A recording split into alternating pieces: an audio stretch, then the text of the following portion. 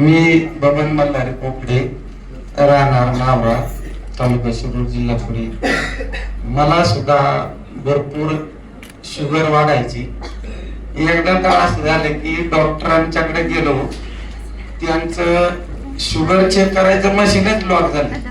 ते मला म्हणले तुम्हाला काय त्रास होतो का? म्हणलं मला काही त्रास होत नाही, फक्त तहान लागती असं होते भाऊ, बाकी काय नाही.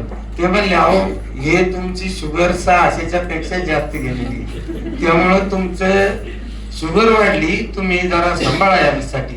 म्हणून मी सरकारी दवाखान्यात गेलो, त्यांनी मला कार्ड दिलं आणि डॉक्टरांनी सांगितलं आयुष्यभर तुम्हाला गोळ्या खावा लागतील. नंतर काय झालं, कदम सरांनी, काळूराम कदम सरांनी मला सांगितलं माझ्या मनसेसला दम्याचा प्रॉब्लेम होता, ती नीट झाली. त्याच्यानंतर मला विश्वास आला, मी स्वतः चालू केलं. आता माझं शुगर एकदम नॉर्मल आहे, माझी 4थी बॉटल झाली.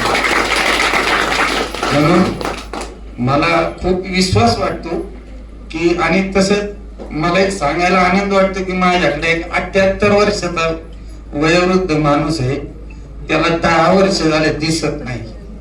आणि मुंबईच्या लहाने सरांनी सांगितलं तुम्हाला दिसणार नाही. परंतु काय झालं, मी त्याचा अभ्यास केला, त्याच्या डोळ्याचा याला काय त्रास आहे. फक्त त्यांनी काय सांगितलं की तुमच्या ज्या नसा आहे डोळ्याच्या त्या कमजोर झाल्या, त्यामुळे तुम्हाला दिसणार नाही. मी म्हणलं आपण प्रयत्न करू.